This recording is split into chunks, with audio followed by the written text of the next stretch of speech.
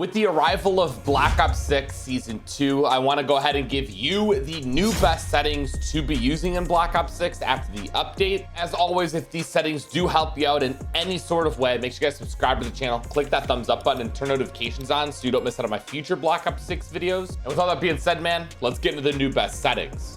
Now, for those of you who are new and you're asking yourselves, how can I trust this guy's settings? Here's a quick look at my combat record. Although stats don't mean a whole ton, it's still worth showing anyways. I have a 4 win-loss, almost a 5 KD at this point, almost 11 days played, over 100,000 eliminations, which I posted a video about. And in terms of elimination, I'm pretty much top 300 in the entire world. I know it shows I'm top 500, but literally 15,000 of my eliminations are missing. Anyways, let's get into the settings. So for starters, we will be covering enough bragging. Let's get into the settings. We will be starting with the controller settings. So I do want to show you my controller. Now, I just recently learned they don't make these anymore. It's a PS4, what is it? A Scuff Infinity Pro. So what's so special about this is we have paddles in the back. And what I was told is they're not making these anymore. So once this thing goes out, it's good luck. It's GG's. I'm gonna have to go find a new controller to use, buy one on eBay, or even switch to a PS5 controller. But this is my baby. It's what I am most comfortable on. I mean, dude, it is just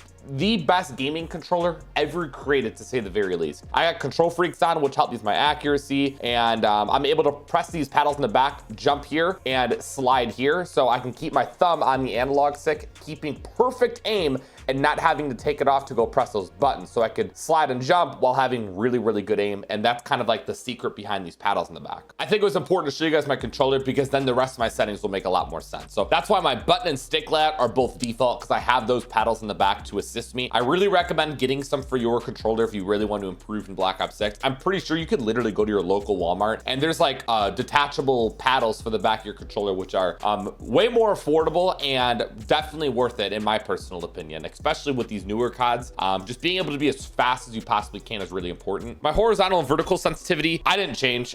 This is just what works best for me. I honestly did think about bumping it up to a 1.63, 1.65 for both of them. I'll have to experiment with it, but I just haven't had the time to. But 1.60, it's just a sweet spot. Simplified and low motor strain preset. I know this looks really enticing to kind of turn on because it kind of gives you a description, hey, this is for so-and-so, and then it kind of does all your settings for you. But we're gonna do it all manually. I think that is really, really important, especially with these newer CODs. There's just so many settings. Just do it yourself, trust. Bumper ping, I have this off. If you're one of those people who like to swap your triggers and bumpers for shooting and aiming, go ahead. I just use my triggers. I do have trigger stops on this controller, so the triggers only go down as far as they actually need to, which is obviously really nice. Turn off your controller vibration. You do not need it on. There's no reason for your controller to be shaking in your gunfight. It doesn't make any sense. It may feel weird at first, but you'll get used to it. Deadzone's left stick minimum 7, which is pretty standard. And then my right stick minimum is the 10, which I kind of have it a little bit higher than normal, but it is what it is. It works pretty well. You could do a 7. You probably wouldn't notice a difference anyways. Left stick max, I have it at 80. It used to be 100. Knocking it down to 80 actually decreases the distance I need to push my left analog stick to get my full tactical sprint going. So it does save you a few milliseconds, which may not seem like a lot or a noticeable difference whatsoever, but I like it. It's something I swapped a few months ago and I've never decided to go back. And that's a pretty huge difference to go from 80 or 100 to 80, a pretty big difference. So I highly recommend changing yours so you could tac sprint significantly faster. Right stick max, 100, pretty standard. And then left and right trigger, make sure this is 0. Anything over that actually may give you a little bit of a delay, and that is something we do not want. Next, we have my aiming controller settings. You're gonna wanna have your look conversion on foot standard. I got sensitivity multipliers here, which I left all these alone. We'll get into the other sensitivity multipliers here in a little bit. ADS sensitivity multiplier focus, this is for scopes. Mine's a 90. I don't like it to be 100 or 1.0. I don't want it to be too low, like my 0.75 for regular weapons. Kind of in the sweet spot of just knocking it down just a tad bit so I can kind of drag scope, which is something I do quite a bit of.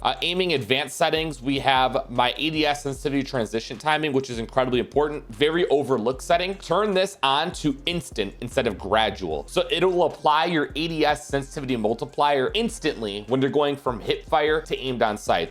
Naturally and at default, it's on gradual, which doesn't make any sense because in all the previous Call of Duty games you guys have played, it's been instant, and this just wasn't a setting at all. Doesn't make sense why it is one, but it is what it is, I guess. We have dynamic as the aim response curve type, which still stays as the superior aim response curve type, and then my aim response curve slope scale is a 1.0. Here is my custom zoom sensitivity. So here's that ADS sensitivity multiplier, low zoom that I was talking about. This applies to iron sights and your red dots and whatnot. 0.75. So that makes my aim down sights. Here, let's go to the firing range. What are we doing? This just makes when I'm aiming down sights significantly slower. Now, it may not look as slow on your screen, but again, we're not getting aim assist here, so it's a little bit harder to do. But when you have aim assist slowing it down on the enemy and your slow aim down sight speed, it's gross. I mean, you do not miss any shots. It literally looks like aimbot. You do get a little bit of aim assist, which you could see. So that's very, very beneficial in just landing your shots and being incredibly precise. Other than that, the rest of the ADS sensitivity multipliers are all left alone. I just changed my low zoom to a 0.75. And then we have target aim assist. Make sure this is actually on. It's super broken and overpowered, and that's coming from someone who does play controller himself. It's busted. It's literally like illegal aimbot, and that's just how COD is. My motion sensor advanced settings, this looks like a lot, but guess what? I didn't touch a single thing of this. You do not need to mess with any of this whatsoever. Moving on, we have our movement settings. This is also really important. So sprint assist, tactical sprint assist, make sure that is on, because you'll be able to run at full speed significantly faster and just take advantage of the mobility that there is in this game. And then your sprint assist delay, make sure it's at 0. Any sort of delay you do not want. Turn it off, 0, all that. I don't understand why this is another option. I've actually messed with the sprint assist delay, and it really just gives you the delay of sprinting. I don't know who would benefit off that. A sprint assist sideways, sprint assist backwards, mine are on. If you're someone who doesn't really care to use the omni movement whatsoever, I recommend turning this off, and it's gonna feel just like MW3 from last year. And I'll kind of show you how to turn the game back to MW3 movement if that's what you desire, but I like having it on. I really enjoy the omni movement and taking advantage of it. I feel a lot more free. Crouch assist, I have this off. I don't really care for that. Corner slicing, if you want the MW3 version, turn it off. I like it on. The way my weapon kind of just like hugs the corners is just, again, smooth. It feels really nice. For my slide/dive behavior, I play on slide only. I'm not someone who's been a big dolphin diver or have used it efficiently in gunfights, so I just stick to slide only. I feel like this is all I really need. If you want to really master Black Ops 6, I think hybrid's the best option, so you could take advantage of both mechanics, sliding and diving. But again, I'm not someone who dives too much, so I just stick to slide only. If you're working on like 100% or something, I ain't gonna lie to y'all, I just swapped over to dive only, and yeah, I ended up getting some challenges done. All of this just stays on, especially sprint restore, allows you to resume sprinting after various actions. So I feel like this just makes your movement overall smoother and just a little bit more natural. So you could do a bunch of crazy stuff and maintain that sprint, which must be really, really nice. Slide maintains sprint. So coming out of a slide, I will continue sprinting. Again, just adds to the fluidity of the movement. These two options being on, I think make quite a bit of a difference. I have automatic airborne mantle on. I should turn this off or have it on partial, but it doesn't cause me too many problems. Parachute automatic behavior, make sure that's off. Mantle cancels reload is on. And then we have movement advanced settings. Most of this is all default except this one right here. Tactical sprint activation, single tap sprint. Again, I think this is what activates automatic tactical sprint when you have this and the sprint assist, which can make the world of a difference. And yeah, that's it for movement settings. Nothing too crazy there. And then we have our combat controller settings. For starters, something I recently changed was actually turning off my weapon mount activation. I found myself accidentally mounting in the middle of gunfights, and it would cause me to lose them. And some of them were really, really important gunfights. One of which was one off of a nuked out, a free-for-all nuke. And I ended up mounting around the corner instead of killing the enemy. That's the day I was like, yeah, we need to turn this off. There's no challenges in the game that required me to mount. Most of your gunfights in Black Ops 6 and on these small maps don't really require you to mount and for your weapon to be super accurate. The weapons are already very accurate. I recommend experimenting and turning this off. I've honestly just found the game to be just easier, a little bit more simple when I turn off weapon mount activation. After that, the rest of this is very just kind of plain and simple. I didn't touch any of those settings. Make sure your interact and reload behavior is tap to reload. So simply you tap square to reload your weapon. I think it's just the easiest one to have on. If you have tap to interact, yeah, that may seem a lot better because now I get to tap to interact with the weapon on the ground, a door, reloading, but then it gets all jumbled up. So if you have a door, a gun, and you need to reload, which one is it gonna do? So you guys can kind of see the issue there. That's why I just stick to tap to reload. And then I think it's like hold to open doors or whatnot, which is completely okay with me. Sprint cancels reload. I have this on in a different setting and then it's off right here. So is it on? Is it off? Akimbo behavior, I have it on independent so I can just shoot the weapons individually. I think the fire is a lot better when you do that. ADS stick swap is off and then depleted ammo weapon switch is on. So if you run out of ammo in your primary, it automatically swaps to your secondary. That's gonna wrap it up for the controller settings. Holy crap. Yeah, I was a lot more in depth with that one. Let's move on to, what is it, the graphic settings? It is. So this is gonna be very, very fast. There's not much to go over here. So my brightness is a 55. I'll go over in a little bit how my game looks so beautiful, but if you do wanna jot down my graphic settings from my PC, guys, go right ahead. It's a perfect combination of frames and beautiful quality. HDR, I recently just told someone on my Twitch team to turn this off. It's like you could see color once again. It is genuinely amazing. It feels so black and white with HDR on. It's such a trash setting. I hate it a lot. So turn it off and let me know what you guys think of it. But yeah, that's pretty much it for the display. Heading over to quality. Again, this isn't going to be too in depth. I'll just kind of showcase everything I have here for you guys if you're interested in that. For all my PC guys, I really want you to try these out and just let me know what you guys think. I don't know. Let me know if your game feels better, looks better, all that type of good stuff. So yeah, there it is. I think that's pretty much everything in the quality. Discard, I didn't even change anything. And then here we are in the view settings. So yeah, back to the stuff I actually know about. We got my field of view, which is a 115, 115. I'm not a big guy of 120. It doesn't really feel all that good to me personally. Knocking it out to 115 just makes the perfect difference. It's not too zoomed out. It's not too zoomed in. I think the perfect middle ground is like a 110. I think that's like literally perfect, but 115 just feels the best for me. ADS field of view, make sure this is affected. It kind of makes your weapons look like they have less recoil than they really do. A little bit of a cheat code. Weapon field of view is wide. It makes the weapon appear smaller on screen. And this is really nice because you could just see better around the map when your weapon's a little bit smaller. Your weapon doesn't need to be super big. World and weapon motion blur, turn both these off. Your weapon's gonna look significantly smoother. It sucks that at default, these are actually on. First person camera movement, make sure it's 50%. So it just, you know, the camera shakes less. My inverted flashbang is on. I know some people don't like having it on because it looks like their game crashes, but I feel like the effects are significantly reduced, not only for your actual eyes, but in game as well. It doesn't feel too bad. And yeah, let's wrap it up for the graphic settings. Literally super simple. I hear people complain about audio 24/7.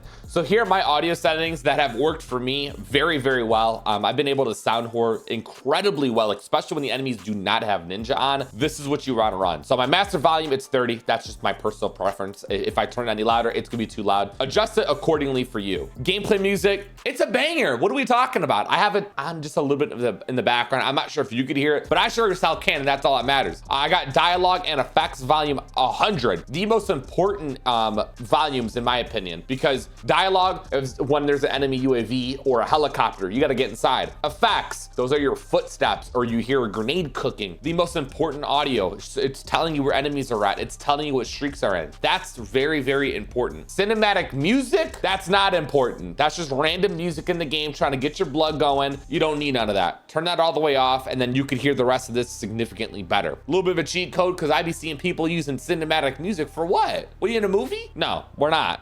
Enhanced headphone mode, I have this off. I know it seems all that glorious and amazing. Turn it off. You don't need it on. Speaker output, make sure that is stereo. Global, my audio mix is Sucker Punch. This is such an underrated one. I feel like people see like bass boost and bass cut. That might be good. But this Sucker Punch, it's tightest dynamic range. I love it. It works really, really well. Took a little bit of time to get used to, but was worth it. Mono audio, make sure this is off. If this is on for you, probably why you're having audio issues, because it actually merges your left and right channels together. So can you hear someone from the left? No, they're merged together. If they're off, they're separated. So now I can hear left and right. Again, why is this? Who would want the merge? I want to hear the footsteps, dude. What are we talking about? Mute licensed music. I guess this is for streamers and whatnot.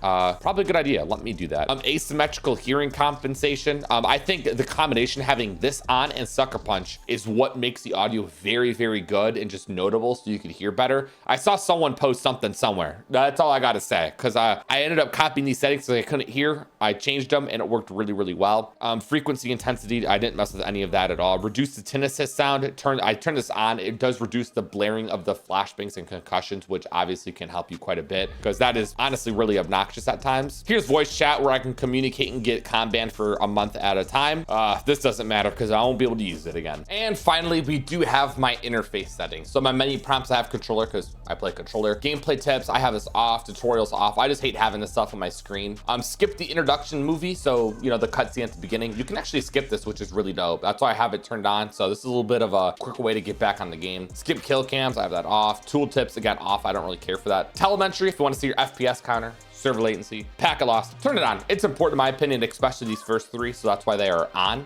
Telemetry label size, this is just default. Network and hardware in-game alerts, obviously that's going to be on so you can see a little bit better. Readability, again, all subtitles are off. I just don't care to see those things on my screen whatsoever. Color customization, I get asked all the time, why does my game just look so good? In combination with that 55 brightness, which doesn't make too much of a difference. Go to your color customization, head all the way down here, color filter settings, we got filter 2, filter target is both, and then have world and interface color intensity, both 100. I have people saying like, oh yeah, dude, we've been running this. Bro, there's actually so many people who don't mess with their settings and don't know this deep into the settings to make their game look better and more vibrant. So listen, if you know, you know. That's good to know. Good for you. But there's people out there who just, they got that gray games like, man, this is boring to hell. I can't see. Change that up and you're gonna be really happy. HUD bounds. I think this is so important, dude. It brings all of your HUD in. Minimap, ammo, kill streaks. It brings it a lot more in, because what you want to be looking at is the center of your screen where all the enemies are going to appear. So if you need to look at the minimap, look at how much ammo you have. You can look significantly quicker when it's closer to the center of your screen. Bring all the HUD in. Dude, it makes a world of a difference. It really does. You have to try it for yourselves. Again, all brought in. Minimap shape. This is pretty common sense here. Literally just change it to square, because you could just get better minimap coverage. You could see more of the map. A little bit of a cheat code, which is really dope. So you guys can see the differences there. Minimap rotation is on. Radar is off. Compass type, I honestly, I say this all the time. I could literally turn this off because I don't use it, but you know what? I'll keep it on. Screw it. Maybe other people like to see it in game. Player names are abbreviated. Crosshair, this is incredibly important for centering. So obviously having the HUDs brought in is really important, but I said, look at the center of your screen. You want to look in the middle. That's where the enemies are going to be. Crosshair on. Crosshair dot is on. Largest. Crosshair spread. And then change the color if you want. Have the opacity 100. You want to be looking at this. This is the most important part of the entire game. It's where the enemies show up. So again, you want this to be as obnoxious as possible in the center of your screen. That's why the center dot's the largest. Change the color to pink for all I care. Just pay attention to the middle of that screen. And then after that, the rest of this is pretty default. And yeah, that's gonna wrap up all the settings. Again, this is a little bit of a long one. I just wanted to get down and dirty in them settings. But again, I don't think anything changed, but I get asked about the settings regardless of them changing or not. So I'm gonna put out this vid, season 2 settings. You got them. Hope you guys enjoyed it. Again, if this helped you out in any sort of way, share it with a friend. Maybe your friend needs some settings. All right, I'll see you on the next one. You guys all stay safe. Have a great day, and I'm out. Adios.